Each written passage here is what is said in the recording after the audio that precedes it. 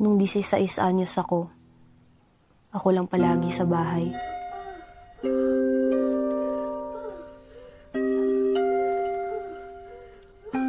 Sa mga panahong nagkahiwalay kami ng matagal.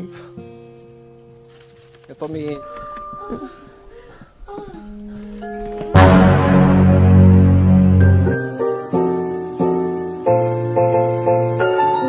Bercerita tentang seorang ibu miskin yang melakukan perjalanan darat dan laut bersama bayinya untuk mencari suaminya. Perjalanan ini tidak gratis karena ibu tersebut harus menggunakan tubuhnya untuk mencapai tujuannya. Tanpa banyak bantah di awal, inilah alur ceritanya.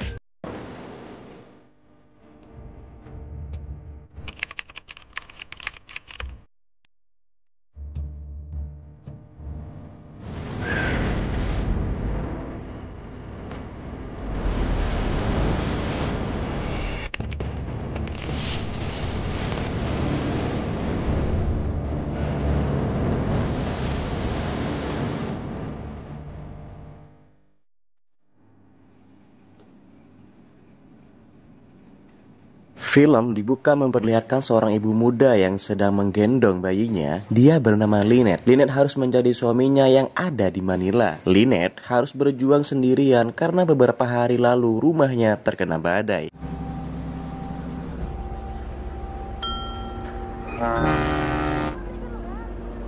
Lynette pergi dengan tidak bawa uang sepeser pun. Dia harus meminta bantuan kepada orang baik di jalan. Seketika itu, Lynette melihat dompet ibu-ibu yang jatuh. Lynette langsung memberikannya. Dia pun diajak ke terminal dan diberikan sedikit uang ucapan terima kasih kepadanya. Ale, yung pitakan niyo po. Kasi sakto pamasahe na lang ang dala ko. Mag-ingat kayo ng anak ko. Sampainya di bis, dia duduk di paling belakang. Dengan fisiknya Lynette yang masih muda dan cantik, dia dilirik-lirik oleh beberapa pria. Di saat itu juga, Lynette sedang menyusui. Pria hidung belang pun melihatnya dan merayunya. Namun untungnya, ada pria yang bertubuh kekar menyuruh pria itu untuk pergi. Melihat dia membawa pistol, pria itu mengira dia seorang polisi. Namun nyatanya, dia hanya seorang nelayan biasa. Nakaharang kayo? Gugulo ba kayo? Sorry, Sek. Sorry. Uang tiket bis pun ditarik oleh kondektur. Lynette yang takut uangnya tidak cukup, dia meminta tolong pria yang bernama, anggaplah namanya Sulhan, untuk membayarnya.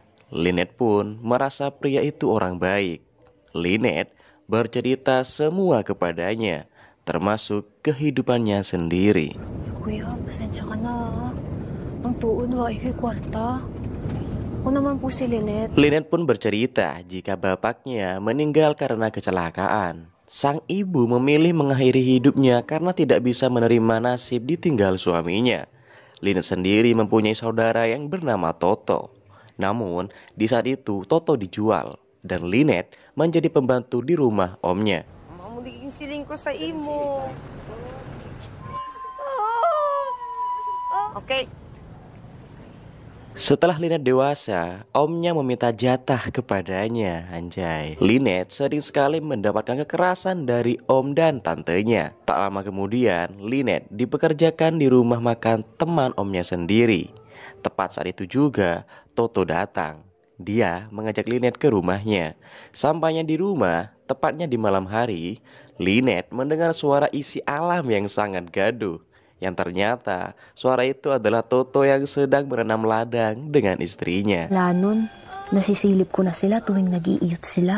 Naririnig ni Ate Shoni na nag-iiyot sa kabilang kwarto. Doon din ako namulat. Sa alam mo na. Istri Toto ketika balik kerja ke Jepang, Lynette memberanikan diri untuk maju dan menanam ladang dengan abangnya. Kedengarannya sedikit aneh, namun itu yang terjadi. Toto memberikan tempat tinggal sederhana yang jauh dari pemukiman kepada Lynette. Lynette kembali hidup sendiri, tinggal pun sendiri, dan sampai melahirkan pun sendiri. Nag-lockdown kasi sa Japan. Nag-decide wala si kuya sa tabi ko. Bakit? Sejak itu, Lynette memberanikan diri untuk mendatangi suaminya. Sampainya di kapal, Lynette tidak punya uang sama sekali untuk membeli tiket. Lynette terpaksa harus menanam ladang bergiliran dengan kru dan kapten kapal. Tapos ikaw gusto mo libre.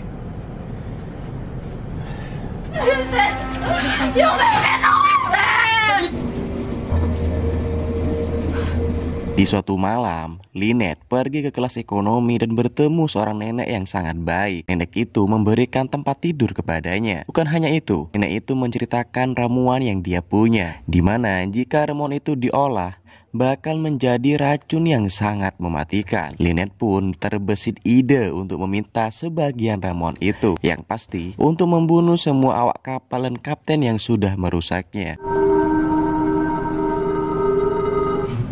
Bos. Namun untungnya kapal sudah sampai di dermaga. Lynette turun dan petugas medis membawa mayat awak kapal di sana. Sampai akhirnya Lynette melanjutkan perjalanannya dan bertemu dengan Sulhan ini. Bahana po ito.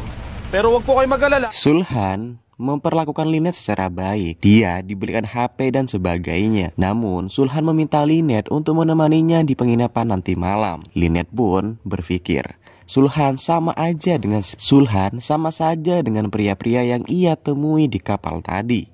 Mau tidak mau, Lynette harus melayaninya.